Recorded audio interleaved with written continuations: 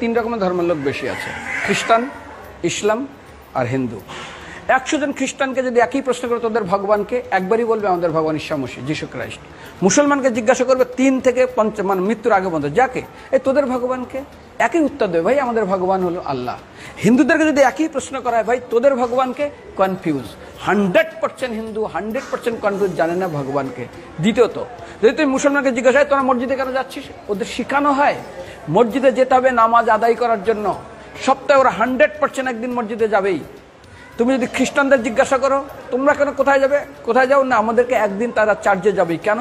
ঈশ্বরে প্রার্থনা করার জন্য। ওদের শেখানো হয় জন্মের থেকে, এটা সংস্কার। আর হিন্দুদের যদি জিজ্ঞাসা করে তোমরা মন্দিরে কেন যাচ্ছ, হ্যাঁ আমার ছেলের বিয়ে হচ্ছে না, আমার মেয়ের বাচ্চা হচ্ছে না, আমার বাবা হসপিটালে আছে, কালকের আমার মামলার ডেট আছে, আমার ব্যবসা খুব খারাপ, আমার শরীর খুব খারাপ। 99.99 হিন্দু জানে না মন্দিরে কেন আসা উচিত, তাদের ভগবানকে মৃত্যুর পরে কোথায় যাবে। মুসলমানকে জিজ্ঞাসা করবে মৃত্যুর পর কোথায় যাবে, বলবে ভাই নামাজ রোজা যদি না করি দোজকে যাব, অর্থাৎ নরকে যাব। যদি হিন্দুদেরকে জিজ্ঞাসা, ওদেরকে বলবে আর যদি করো নামাজ রোজা করি তাহলে বেহেশতে স্বর্গে যাব। যদি খ্রিস্টানদেরকে জিজ্ঞাসা করো, এই তোমরা যদি আমরা ঈশ্বর আরাধনা করি হেল অর্থাৎ নরকে যাব। যদি বলা হয় যদি করো ঈশ্বর আরাধনা তাহলে তোমরা হেভেন স্বর্গে যাব। আর হিন্দুদেরকে বলে যে তোমরা মরার পরেই 99% হিন্দু এটাই বলে, মিথ্যাই বলে, আমার বাবার সাজ্ঞানে স্বর্গে গিয়ে বসেছে। তোর বাবা কি জমি কেনা আছে নাকি স্বর্গে?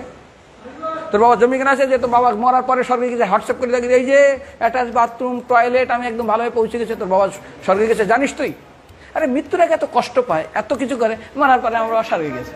আরে যখন পুলিশে কোনো কয়েদি কোনো অপরাধীকে ধরে 2-4টা ডান্ডা মারে, তারপর থানায় গিয়ে আরো ট্রিটমেন্ট করে, তারপরে কোর্টে বিচারে, তারপর জেল খাটে, মৃত্যুর আগে এত কষ্ট করে আমরা মারা যাই, মারা পরে আমার বাবা স্বর্গে গিয়ে বসে আছে, ওর বাবার জন্য জমি কেনা আছে। না, এরকম বলা যাবে না। এই জন্য আমাদের শাস্ত্র বলে পরলোকগত, স্বর্গীয় বলে না।